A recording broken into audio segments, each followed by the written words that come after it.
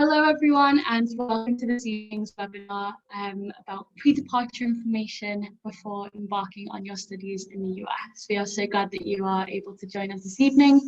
My name is Holly Haig and I am one of the Education USA advisors at the US-UK Fulbright Commission.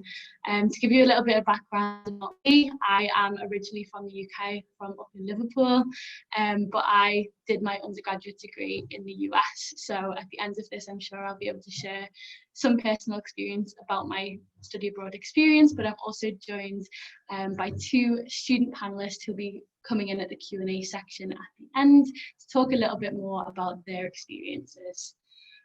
So just to give you a bit of housekeeping and a little bit of what to expect this evening, we will be kind of walking through some of the things to consider before you study or before you head to the US to begin your studies, a little bit of that kind of practical information and what to expect when you arrive. As well as some more general things to be aware of in order to really make the best of your time in the US and to really kind of guarantee success as part of your studies.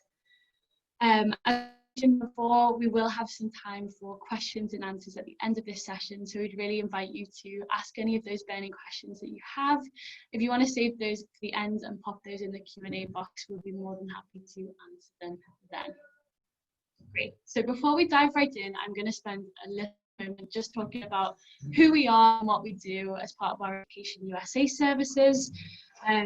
So Education USA is a global network of advisors with around 600 advisors worldwide, 400 centres across the world. And so we provide free, up-to-date and non-biased information about studying in the US to students in the UK.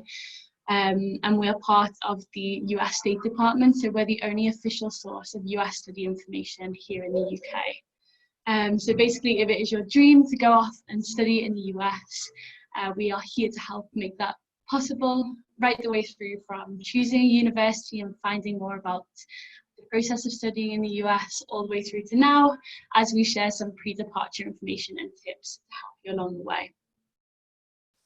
So with that said, I first of all want to just say a big congratulations to all of you who are tuning in tonight on being admitted to a US institution. Really take some time to celebrate this achievement. We, more than anyone, understand just how lengthy this process is to even get to this stage. And it's a really exciting time for you, and we feel privileged to be able to kind of give you some more information to help you on the next steps of your journey. You're about to embark on a really kind of profound experience, one where you'll learn a lot about yourself. And many of us who work in higher education really kind of know what a transformative experience this can be for students, with many of us having that personal experience in international education. So diving in then and talking about what you might want to do in planning for your arrival at a US institution. Here, I just kind of want to do a little bit of a disclaimer and just say that you're going to have very different experiences depending on where it is you're going. Some of you will be at universities in really big cities, others will be in a small rural college town. You know, some will be in universities with 1,000 students, others 50,000 students. And so, you know, the services and experiences might be slightly different depending on where it is that you're headed. But I hope that regardless of location, you'll find some, you know, key takeaways and bits of information that will be relevant and can help you to plan and prepare yourself wherever it is you're headed in the US for universities. First of all, I also just want to mention that a big part of this is to really do your research. Now, there's some really great information on our website, which I'll point to at the end of this presentation. But you really want to make sure that you are having a look at our pre-departure information on our website. And I also here want to address kind of a little bit of the elephant in the room that is coronavirus at the moment. We totally appreciate that university may not look how you were hoping it to this year. And it's a really unprecedented time for everyone in higher education, students, professors, and support staff alike. And you know, some of you might be taking classes virtually or online from home. Others might be heading to the US in a couple of weeks. Some of you might be taking part in a kind of hybrid model. So, you know, in any case, we just want to make sure that you are making sure you know what's going to happen at your individual university. The university websites will have a lot of information posted on them, and will kind of be your key in navigating where you need to be, what you need to be doing. You want to make sure that you're taking any necessary precautions. You know, if your school is asking you to do a 2-week quarantine before you head out, you want to be making sure you're following those rules closely and have a very clear idea of what you need to be doing in order to be safe and be prepared. Again, in a similar vein, you want to be following all visa and immigration advice from your university as they're sponsoring your visa. They'll have the kind of most up-to-date and accurate information on that. And they'll also be dealing with several students who are in the same boat, who are coming from all across the world. So checking in with your university and making sure you're clued up on information coming from the US Embassy will be really important. You'll also notice at this time that you might be getting a lot of different emails, mostly from your university, and it could be from different departments within your university. I know it seems like a lot, but make sure you do read them in full. Many universities will have international students and scholars services. And so these will be providing kind of detailed information specific to international students through this time. And we'll talk a little bit more about kind of orientations and some of those things to expect when you physically arrive on campus or when you virtually arrive on campus in just a moment. Okay.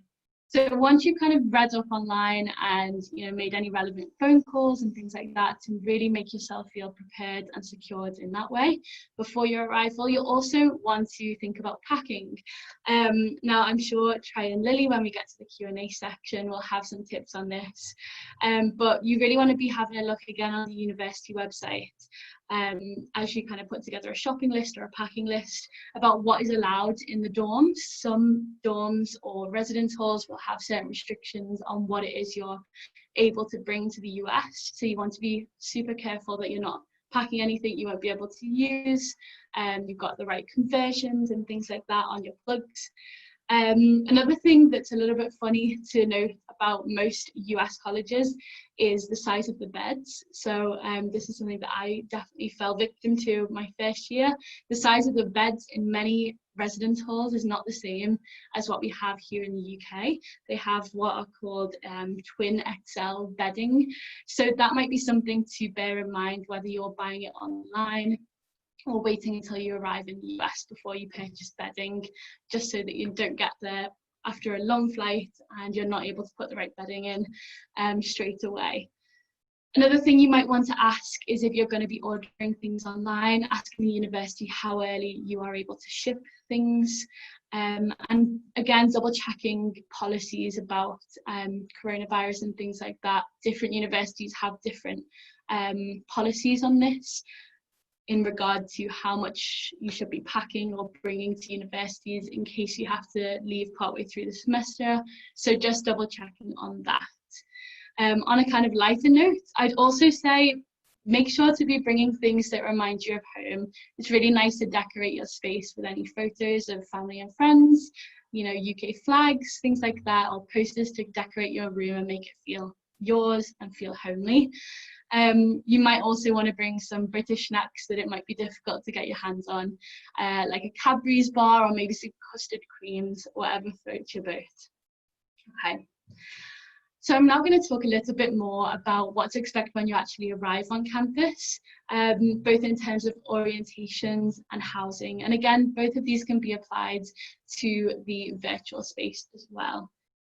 As I mentioned, you'll want to be checking your emails and making sure that you do schedule in those orientations. Many universities will have orientations in some way, and these are basically, as the name would suggest, to kind of get you acclimated and oriented to your new life as a student at that institution. So it might include things like a campus tour, and talks about your health and well-being while you're there, linking you to any resources that might be helpful.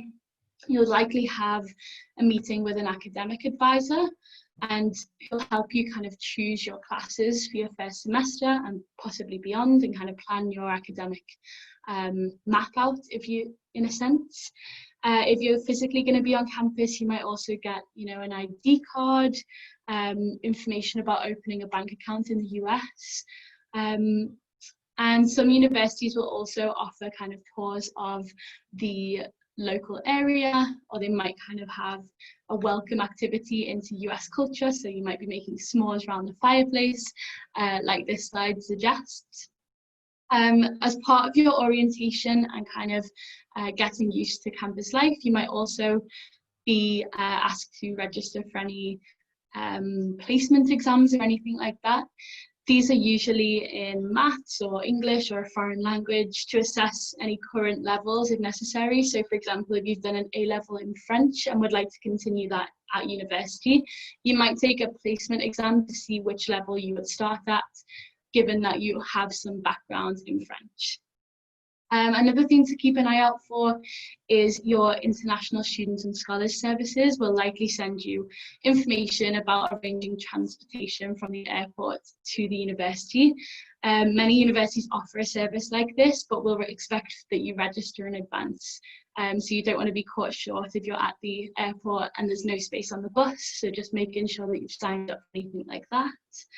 And then just moving on to the housing point of view, many universities will provide their students with the option to live in dorms or residence halls on campus. And so you want to make sure that you're connecting with any roommates that you have or seatmates just ahead of time, if it's a quick message on social media, just so you know, hey, this is me. And then you can also coordinate things like that packing list. If one of you is bringing X or Y, the other can accommodate for that, so you're not doubling up on items that you might have. Another thing to note with housing, and we'll talk about this a little bit more in depth later as we talk about resources on campus, but in housing, there's typically students who are in their second, third or fourth year called resident assistants or RAs. These are employed by the college or university to kind of oversee the dorm and schedule things like social activities and act as sort of a mediator.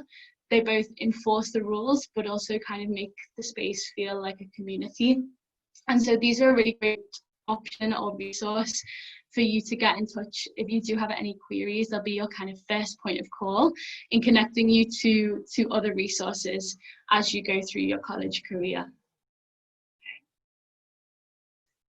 So shifting gears a little bit, we are now going to talk about how to create a successful and meaningful US college experience. And this will include things like academics, extracurricular activities, but then also finding some time for yourself in between.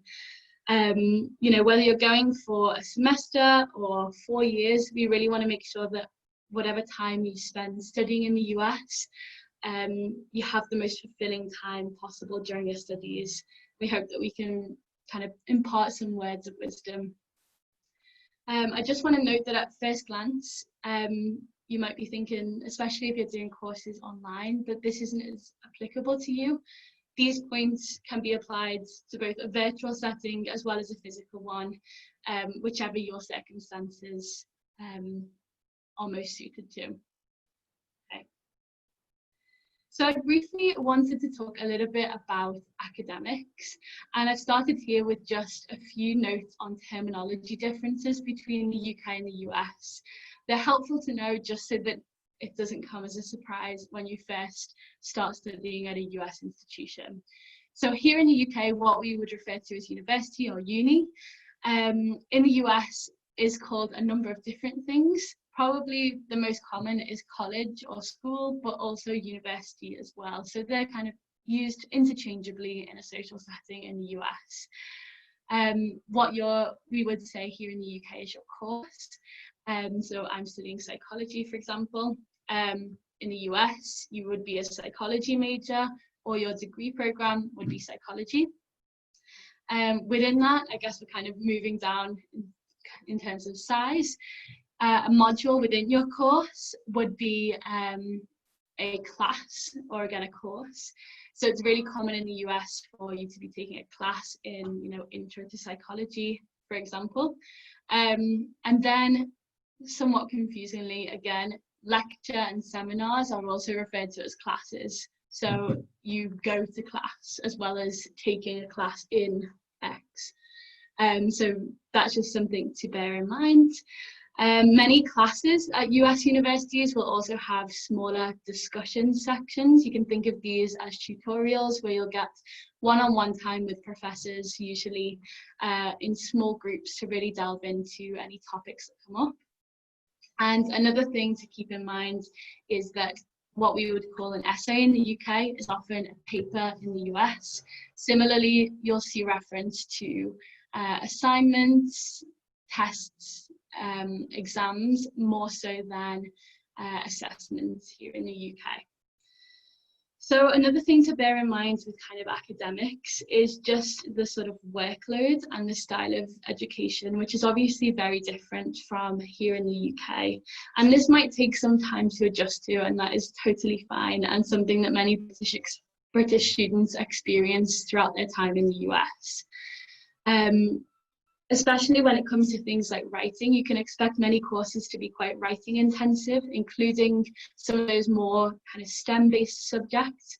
And you'll be expected to kind of think critically and write analytically in order to kind of synthesize information as you go through. So just as a little bit of a comparison between UK degrees and US degrees, degrees in the UK are usually evaluated by these sort of big, large pieces of coursework and a final exam that comes at the end of your module.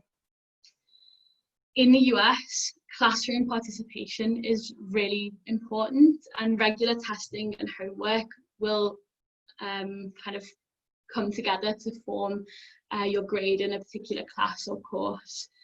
So for that reason, it's really important that you are regularly attending, all your seminars or all your discussion sections.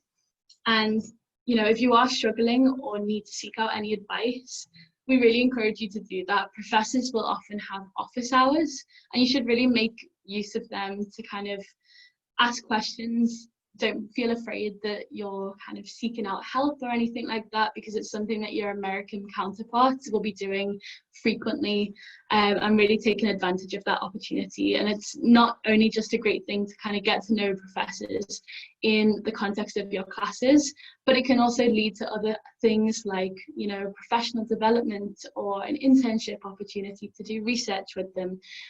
So that's just something to bear in mind, is don't be afraid to ask for help and to reach out to several people, which I'll get onto in just a moment. So reaching out for support, this can not just be in an academic sense, but also in various different elements of your life as a student. There are so many centres on these campuses that you'll be going to that are there to help you.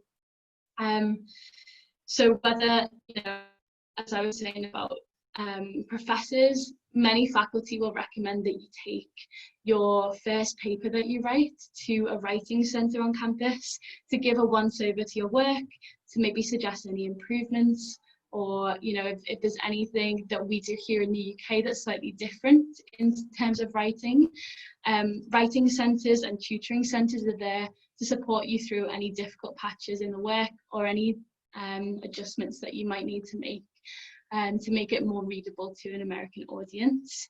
There'll also be study groups with other students that you can take advantage of, and there's this real emphasis in many universities on collaborative learning and working together.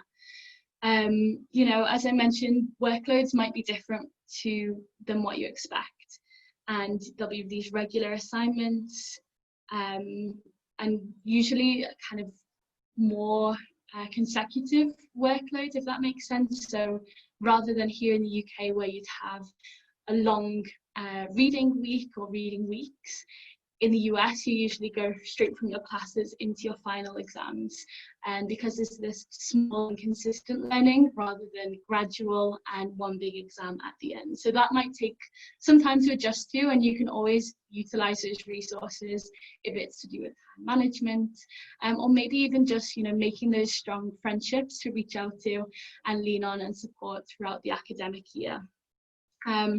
Again, there'll also be things like a student health clinic, a fitness centre, and the international office that I was talking about before. They are all really there to help you through this adjustment, and don't kind of struggle in silence. These people are really here to help your experience and to help you as a student as you go through. Another office that might be of importance is the Student Accessibility Centre, or something like that, that will exist on most campuses. These are really here to help students with any accommodations. And you might find that you didn't need help in your secondary education with anything like this, but that in your post-secondary education, maybe you need an extra helping hand, whether it's with note-taking or with additional time during testing or particular assignments. Those are definitely kind of resources that you can leverage. But again, don't just limit yourself to your academic circles. You'll kind of, as time goes on, find your fit and find your support network. So it might be through your residential advisor, it might be through your friends from a particular group that you've gotten involved with. And so really just making the most of those networks. And even if you're at college in a virtual setting, you know, if you're feeling uncomfortable or don't know the answer to something, reach out to someone on a Facebook page or someone who you're sitting with in a Zoom class, send them a private message. You're guaranteed to not be the only one who is going through some of these challenges as you first adjust to US university. And so with that, one great way to kind of get to know other people and, you know, find your fit, as it were, is to get involved. US colleges often have a really vibrant campus life. We can see here some students at a sports game. You know, most universities will have hundreds of clubs for you to join based on varying interests and passions, new and old. And so typical clubs might include things like volunteering, cultural and religious groups, political affiliations, sports, professional goals, you name it, there's something for everyone. And some of your most memorable times at university might be attending some of these sports games, or, you know, going to different events or traditions that your university has. So there's a lot going on, and, you know, the university really wants you to feel like you can find your community, find your fit. So there'll be welcome events when you first arrive, maybe activities fairs, and different things to get involved with. Another option might be that you get an on-campus job or seek an employment opportunity on campus within the provisions of your F1 student visa. So I guess just to emphasize with both the academics and sort of getting involved in extracurriculars is to go in with into this experience with an open mind. This might sound pretty obvious, and I know that many of you who've gone through this process are already taking a big risk at studying in another culture and another continent. So I know that you can do this. It's just to be open-minded with it. Try something new. Don't be too hard on yourself if something doesn't go right the first time. This is a chance to, you know, speak to more people, whether that's in person or online. You might, you know, be able to ask a question that you never thought you would, or try a class that you didn't think you'd be interested in that you turn out loving. You know, go and get involved in a dance troupe, even though you've never danced before in your life. Even those small things will really make the difference in your experience. With that in mind, though, I also want to point out that I've given you a lot of information about all of the offerings that US universities have, but it's really important to make sure that you're finding a right balance that fits well for you. Sometimes it can feel overwhelming just how much there is on offer, and you know, sometimes you'll be comparing yourself to your peers who seem to have it all figured out, be in 10 different clubs and maintain their straight A average. And know that, you know, everyone has setbacks, everyone has challenges as they're getting used to college, and that's completely normal. You know, there's only 24 hours in a day. You're not going to be able to do every single thing that you want to, but so long as you're doing what feels right for you. So if the average course load at your university is 4 classes, don't suddenly take 6 during your first semester. You know, make sure that you are taking it easy on yourself, but also taking some time to, you know, get involved and take risks at the same time.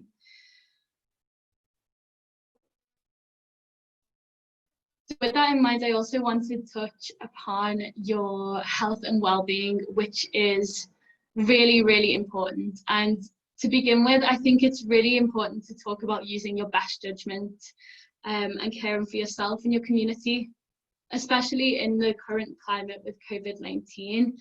In any year, it's really important to be with your community and your fellow peers and yourself, as it can sometimes be easy to forget about your health and how you're feeling in the midst of all the fun and all the activities and really cool academic opportunities that you can be getting involved with on campus. So looking after both your physical and mental well-being on campus is so important, and is really the key to a successful time at university. Really, before you go, as I mentioned at the beginning, doing your research into any social distancing measures or protocols at the university that you're going to is really important, and even within the sort of wider community, the university town or in the city that your university is located in. You might be expected to wear a mask on campus, which might be quite different from, you know, the approach to masks here in the UK. You also might be asked to get tested for COVID-19 regularly, so just having a look and being prepared for those is really important. It might be frustrating at times, but, you know, using your best judgment and following the rules is always a really good principle to carry with you into whichever situation that you're dealing with. Again, on your on this idea of health and well-being, getting enough sleep is so important. You'll be in a new environment with new noises, new surroundings, and sleep is just so important to make sure that you're not burning out and that you can take in all this new change that's going on around you. Similarly, eating well is so important to maintaining your physical health. Food won't be the same as it is at home, so you might kind of have some issues with that, whether it's, you know, sore stomach or weight loss, weight gain in your first couple of months. So try and find things that agree with your body as you go through your studies. And also just, you know, eat nutritiously, pretend that your mum's there, making sure that you're eating enough fruit and veg as you go through your time. Again, as I stressed in the previous slide, not overexerting yourself. You are probably fantastic, but you are also a human, and you're allowed to kind of balance those out and take some time for yourself. You don't have to always just be with friends or doing something. You can also take some time to go and work out or watch a film or something like that. And also just, you know, making sure that you're managing your budget so that doesn't become a stress as time goes on, as well as staying in touch with loved ones. There'll be periods where you perhaps experience some culture shock or are feeling a little bit homesick, and so having those people close and easily contactable is just a really great way of reflecting and being in touch with home throughout your time. Another thing is just to expect the unexpected. Throughout this presentation, I have tried to give you some information about some of the things to expect as you go to a US university. And it does especially feel a little bit ironic to be saying this during this year about expecting the unexpected, but you simply can't anticipate everything that's going to happen when you go and study in a new place. It's obviously great to plan as much as possible, but expect to be surprised by some of the things you might encounter. It might be a very different way of living to what you've grown up with, and just focus on trying to do the best that you can and to make the most of those opportunities that we've talked about. Embrace any differences or the unexpected, because it's likely that through those opportunities and experiences you'll learn the most about yourself and just probably have the most fun through the process. I don't want to spend too much time on this point, but it's also important to have a think about your future as you go through your US studies. And this is another reason why you might want to be open-minded, both academically and also with your extracurricular involvement, because it might lead you to finding new passions and new potential paths that you will follow post-graduation. There are really so many opportunities out there, whether that's working with a professor, doing an internship opportunity in your community where your college is. So really taking the time to seek out those opportunities. Many universities as well will have a careers centre. So one of those resources, again, on campus, it's there for you to take and speak with a mentor or have your CV read and edited. And they might point you in the direction of certain opportunities that might be a good fit for you. Another thing is that making those connections, it might not be with professors, it also might be with your peers. They will really stay with you into later life, and you never know who you might meet at college who will one day be a great person to get in touch with in in your next career move. So last but not least, I also just want to say it's really important to just enjoy yourself while you're out there. I can wholeheartedly say from my personal experience that your 4 years or however long that you spend in the US will be one of the best of your life, as cliche as it might sound. Plan to have an amazing experience. It might feel daunting at the moment with the possibilities that of different things could change or that things could go wrong. But how you kind of think about your new home and your new life really matters, and manifesting that and focusing on those positives and accepting the challenges will really stand you in good stead as you embark on this new journey. Think about how you make those decisions as you go through your university life, and making sure that you're advocating for yourself, whether that's reaching out for help if you don't understand something, or sharing your opinion in class. And just again, another reminder is to just be patient with yourself. Things might not fall into place straight away, but with time, you really will find your feet and find how things ought to go for you. This really is a great adventure, and I just want to wish all of you who are heading out or starting courses online the very best of luck from us. If you have further questions after this presentation, I want to also point you towards some other ways in which we can help between now and when you head to the US.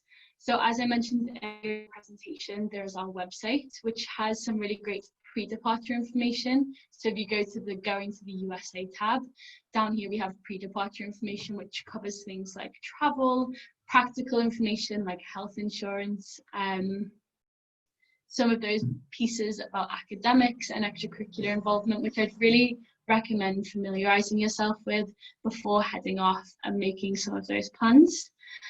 And we also take questions by phone and email. So our advising line is open on Tuesday and Thursday afternoons.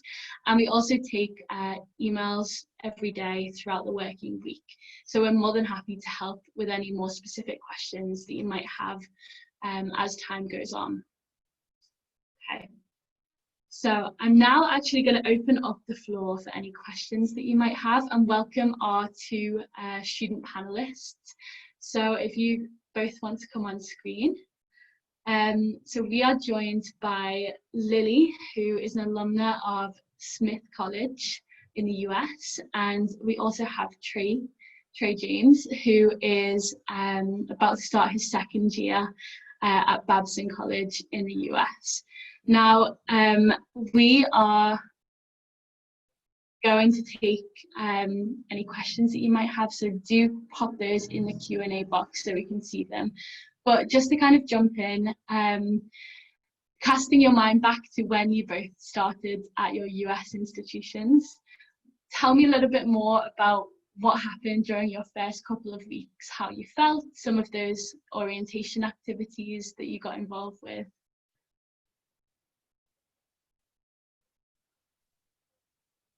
Hi everyone, so I'm happy to go first if that works for you, Trey. So like Holly said, I graduated from a relatively small liberal arts college in New England in Massachusetts called Smith College. I graduated just over 2 years ago now, so thinking back to my first year is just the tiniest bit hazy at this point. But I do actually kind of still remember quite clearly my very first day of arriving on campus, and like Holly, it was a lot of it aligned quite well with some of the things that Holly was talking about earlier, in that I arrived in the middle of the night at a relatively small regional airport, and my university, my college, had a shuttle service arranged to pick up international students from the airport and then take us to campus later that day. So I arrived at like 1 a.m. on campus. It was completely dark. I was exhausted, jet lagged, and totally disoriented. I didn't know any of the roads, obviously. I really didn't know where I was. And I remember very clearly just having my one suitcase that I'd brought with me from the UK, and I for some reason had thought to bring a sleeping bag with me as well, which turned out to be super useful because it turned out that a minor oversight of my college on that very first night was that they didn't have any bedding available for international students. Fortunately, that's all changed now, and they do provide bedding to international students on their first night, but I was very fortunate that I decided to bring that sleeping bag just in case. Which was super useful. I arrived in my dorm ahead of my American roommate, so I had this massive room all to myself for the first week and a half or so. Throughout the time there that I arrived early on campus for a week and a bit of international orientation before the rest of the domestic students arrived for their orientation as well. So during that time, actually from the first full day that I arrived, my college organized very specific and really helpful activities for the international students. So on that very first day, they arranged to take a group of us to a local shopping mall to get things like bedding essentials, toiletries, and other things that many of us just didn't have space to or didn't want to carry across the Atlantic Ocean in a suitcase. And I was also able to get things like decorations for my room, because I took things that were really important to me, small items like photographs or kind of random knickknacks, just mementos from home. But I didn't see the point in packing big, bulky pieces of decor just for my room when I knew that I could get things there and kind of save the hassle that way. And I also, something that I'm sure you'll come to know, and perhaps Trey will reiterate as well, is that in the first few weeks of your semester at a US university, let alone the rest of the 4 years, you just accumulate so much stuff. Like throughout the first few weeks of orientation events, my university was giving away so many free things like t-shirts or mugs or pens or Tupperware even, I think at one point, all just kind of branded with the university slogan to get students feeling in the community spirit and stuff like that. So I didn't feel the need to take stuff with me because I knew that I would just accumulate so many random things. And the rest of that week of international orientation, I think, was really fundamental in helping me feel settled and secure on campus, not just because I got to meet with the other international students ahead of everybody else arriving too. And actually some of those international students that I met in that very first week did continue to be like my core friends throughout the rest of my time at university, which was great because we all had this vaguely streamlined, unique experience of being from abroad but in the US, and that even included some people who were American citizens but had lived abroad their whole life, just kind of that shared experience of feeling like you're in a new place. But there were incredible sessions and workshops as well. So my university kind of ran workshops for international students on everything from taxes 101 to healthcare for international students, how to kind of interact with your healthcare policy, what to do in an emergency. Also kind of like jovial, light-hearted sessions like how to interact with Americans, and how to, like, you know, get over some of those very initial cultural barriers between US culture and perhaps wherever anybody else in the world was from.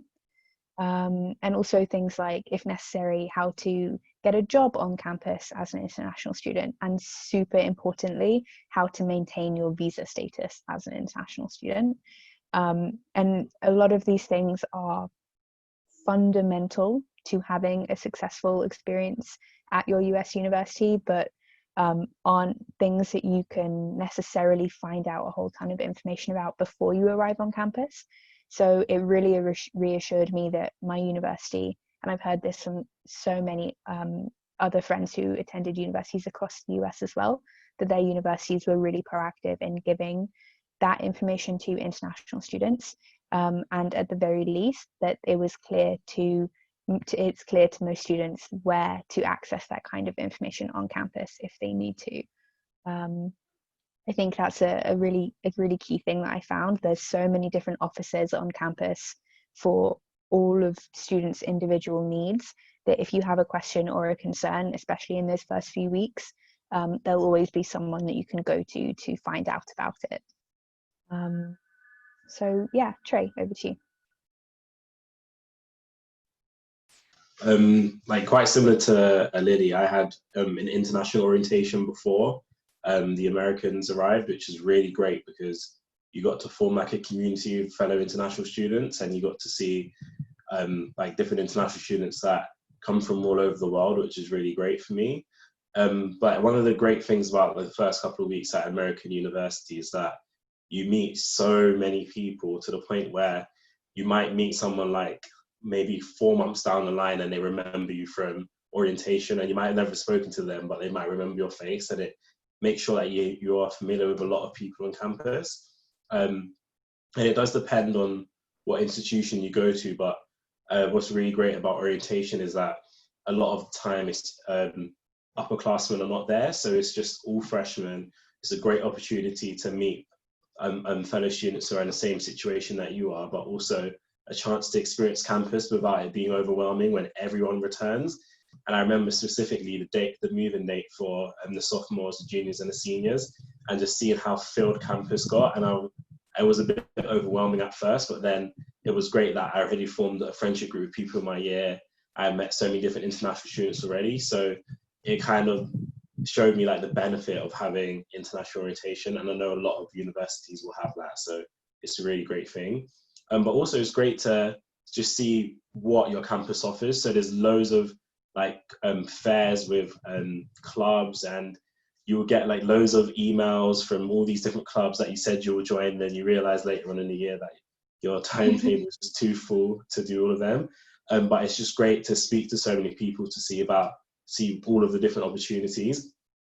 And I know at my school as well, it's a really great time for more people to be social. And I know like Lily relate to this, but we both went to schools in Massachusetts. So the first couple of weeks, and I'm sure it's the same for you in Middlebury as well, the first couple of weeks is very warm, and then it starts to get very cold very quickly. So it was a great opportunity just to enjoy the sun. If you're in an area, if you manage to make friends with people from the local area, usually they'll take you out to show you places that you've never been. And part of it, if you have a British accent, it really helps with socializing. So loads of people were interested to speak to me. I'd open my mouth and people just look at me. So it was easy to like start these conversations. And in terms of more like logistical things, international orientation is an amazing opportunity to get down your phone number. So going into local malls if you have the opportunity. I know at my school, like we had the opportunity to go to the mall for free. So we got the chances to get our phones, to look at deals that were best for us, but also to find bank accounts. Like, it's so much easier to have an American bank account, and that will serve you really well. And one of the best things I found as well is that you shouldn't just go to the first bank that you just see, because they might not have an ATM on campus, which is something you might not think about. So it's best to look for ones that actually have an ATM that you can easily access, but also ones that don't charge if your bank account goes under a certain amount, which is something like I found out. Because a lot of bank accounts, if your bank account does go under a certain amount, you get charged. So it's really good, especially being a student and joining like the life of being broke. Is very good for you to find a bank account that doesn't have any of these policies. And a lot of bank accounts, like for example, Bank of America, have cards that are specifically for students, so you don't get any of these charges that are unnecessary. So yeah, it was a great time. I got to meet so many different people, but also in terms of, if you don't manage to find your group during orientation, is don't let it bother you too much, because there's so many social activities at American universities throughout your time. So I know it can be very overwhelming for certain people if they don't manage to get the chance to meet people or find like their best friends in the first week. Like pretty much about 50% of the people I met on my first week, I no longer speak to, and I met friends later on in the year. So it's not as big a deal as it might seem, but it's also a great opportunity.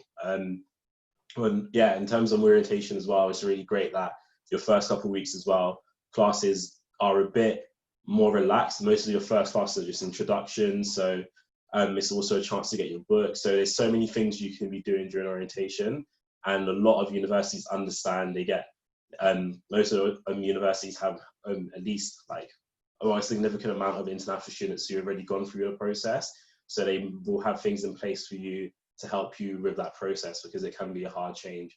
But yeah, international orientation is something that's really exciting if you do get the chance to go to campus. But also, as Lily mentioned, just try to make the most out of it. Everyone will be in the same situation if you're unable to go to campus, and everyone will be trying to reach out to people, to get to know people, because hopefully you'll actually get to go to campus. Then if you get to connect with people online, it'll be really great to say, oh wow, we spoke during this time, like, and form that bond before you do go to campus. Yeah, that's what I have to say. Definitely. Thank you both so much. It was really interesting to hear about your experiences, and it's just, I think it will give people a flavour as well that even though you're at very different institutions, you know, there is some common ground despite kind of those differences in the universities. So another question that I have for you guys is, would you say there was any culture shock that you experienced when you first moved to the US, or as you kind of got used to your time in the US, or are there any big differences that you've noticed between, you know, your lived experience in the UK and being in the US? Or perhaps, you know, any differences that you've heard from friends of yours who are studying in the UK versus your experience as a student in the US? Whoever wants to answer that first, feel free to jump in. I don't mind going. For me, culture shock was in terms of geography sometimes. Well, I'm lucky I'm from London, but you expect Americans to have a great understanding of everyone's experience, and that's not always the case. You do get very well traveled people, but sometimes, say for example, if you're not from London, they might not actually know the place you're from and just assume that everyone from the UK is in London, which is something I experienced. But also going back to something Lily spoke about, is like really looking after yourself, and it's more of the food. American food can be not the most healthy option, and when you get there, it can be very exciting to try all of these different types of food. But then, like, freshman 15 is definitely a thing I experienced, because I was just overindulging, and then when you don't have your parents telling you shouldn't be eating that, and then just eating out all the time, it can be something that can really have an impact on you, and you definitely start to feel it when it comes to your like health and focus. So I did have a shock when it came to how quickly I can put on so much weight, but also how big the portions were. So in terms of that was a massive shock. And then in terms of class, a massive shock I had, again, I wouldn't say necessarily a culture shock, but again, it does influence the culture of the university, was how often you get tested. So I'm used to just having these exams right at the end of the year. And then I realized very quickly that in American universities, like, you get tested, like from my institution specifically, like every 2 to 3 weeks, so you really have to stay on top of it. It's not a thing where you might get a reading and it's like, oh, it's fine. I won't really be asked about it. Then you get to a class and it's like 7 people, and your professor knows you by name and they ask you about the reading, like a specific chapter. That's something that definitely happens. So yeah, just the classes, being aware that you have to be on top of it, and then also being aware about the food as well. I know it's great, it's very nice, but you might want to just take your time. You have 4 years to explore all of the food. You don't have to do it all at once. Yeah. I think a slightly different interpretation of class as well, something that was a culture shock to me, but I actually think is probably relevant to anyone going to university anywhere. So for me, going to my US university was just the first time in my life where I was in the same living and learning environment as people from a ton of different walks of life, which is both an incredible experience and can also be a little bit jarring to begin with. So for me, one of the kind of more shocking elements of that was living with people, being friends with people who were of like a vastly higher like family income bracket to mine, which just I think initially was a bit difficult to wrap my head around, because it meant that we did have very different experiences, and it also meant that we might continue to have different experiences just based on what we were able to access during our time in college, or the way we were able to spend our leisure time. But at the same time, I think that is an experience that many students would have at UK universities or at other universities abroad. I think it happens when you kind of expand your environment, your learning and living environment. And I think it actually came to be, it's just a learning curve for a lot of people, and that's the way it was for me. So not a bad thing at all, but just something that developed my person as well in those first few months of college. And in terms of kind of like some big differences that I remember as well, a big one is just time spent in class. So I remember speaking to my friends at UK universities, and they'd have like 5 contact hours a week, or they'd have like 3 lectures a week or something like that. And meanwhile, I was in the US in classes for something like, I don't know, 20 hours a week. I know that I had a lot more time in class, whether it was in lectures with professors or in discussion sections with my classmates or things like that. There was just a lot more hands-on learning time. So I actually remember my British friends being really annoyed that they didn't have more lecture time, which was quite, I think, counterintuitive, but it made me feel a little bit better that I didn't have quite as much free time as I saw my friends in the UK having. But I didn't mind at all, because I think that's one of the reasons I, and perhaps you, were interested in the US in the first place, just that kind of different learning environment, and also the expectation that you are actively doing things with your time and engaging with your campus and engaging with your community as well. And then a couple of like super cliche differences.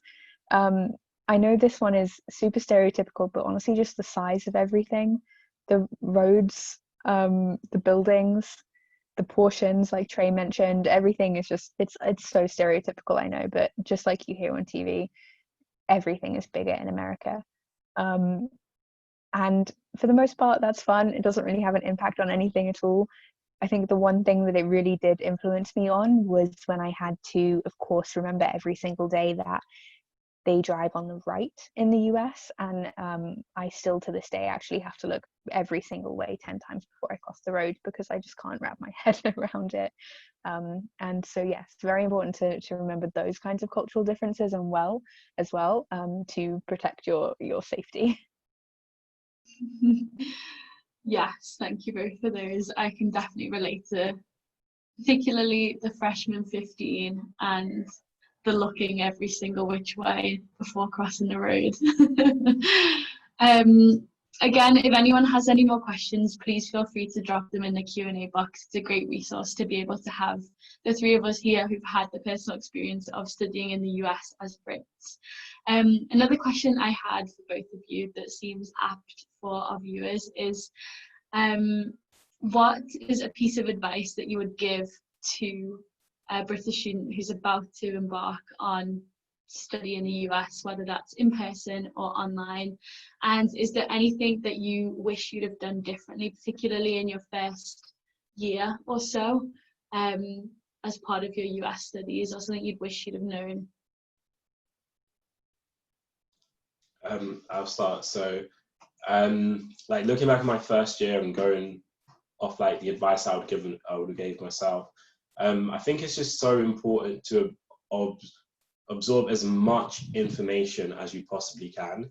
So at this point, you definitely know what institution you would have attended because you've enrolled at that school.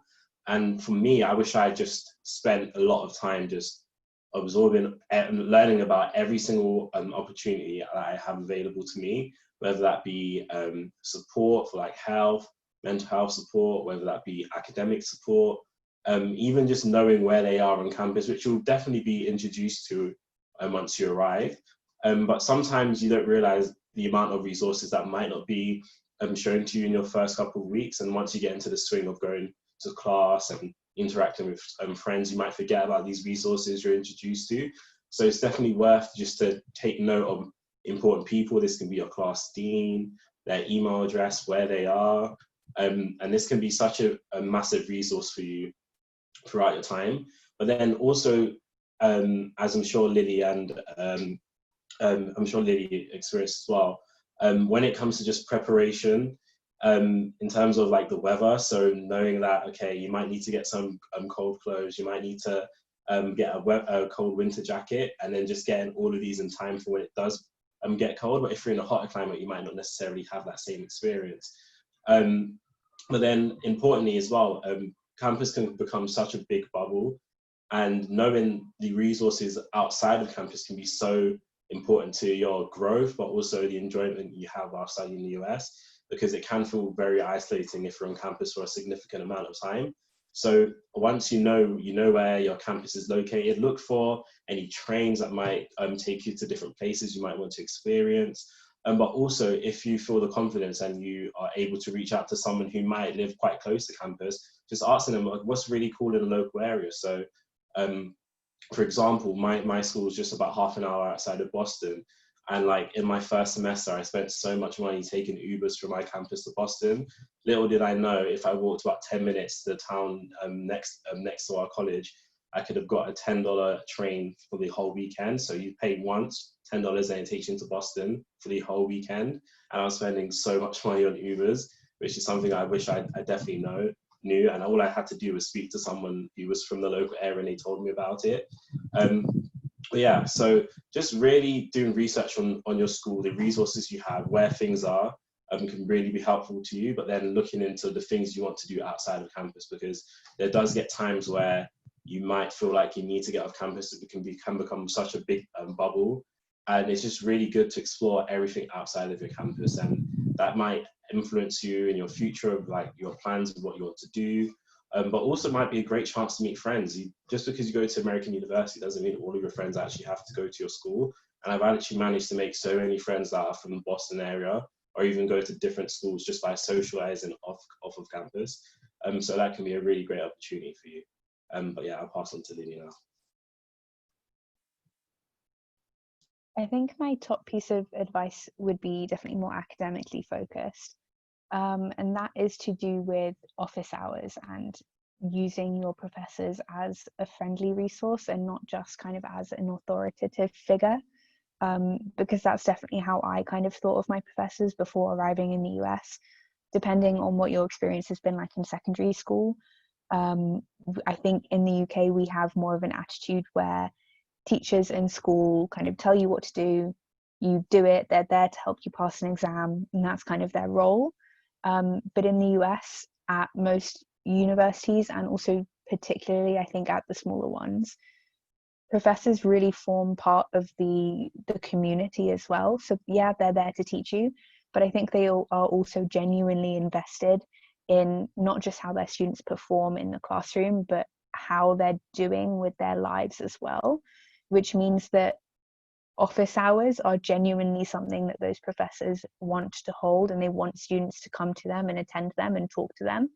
And that's something that it took me way too long to realize, because I thought that those office hours were either just for students who were horrendously struggling, or that they were for students who were like super smart and just wanted to talk about class all the time.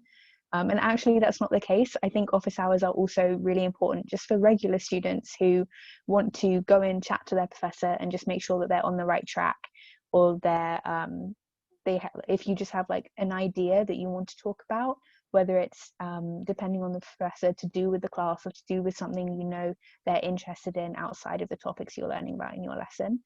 I think they're a fantastic resource, not just to kind of keep you on the right track within that class, but also prompt your academic growth in larger areas as well, and get you to start thinking about kind of where your academic career could possibly go after undergrad as well. So yeah, office hours I can be scary to think about, but I think are actually not scary at all, really, really useful. And especially in times of Zoom, I know that office hours are still happening, still going strong, and perhaps more comfortable as well, because everyone's on this even playing field with their computer screen, and hopefully more accessible as well. That's great. Thank you both so much. I think there's some really good food for thought in there about things to be considering as you start your studies in the US. So it looks like there aren't any more questions. If you do have a question, please don't hesitate to get in touch with us via email or by call after this webinar wraps up. I just want to thank you all so much for tuning in this evening, and a massive thank you to both Trey and Lily for your time. I think it's been so helpful to get a student perspective on what it's like to study in the US, and to hopefully calm some of your nerves as you go into this really exciting time for everyone. And so if there's no more questions, I guess we'll kind of wrap up here, and I hope you all have a wonderful evening. Take care.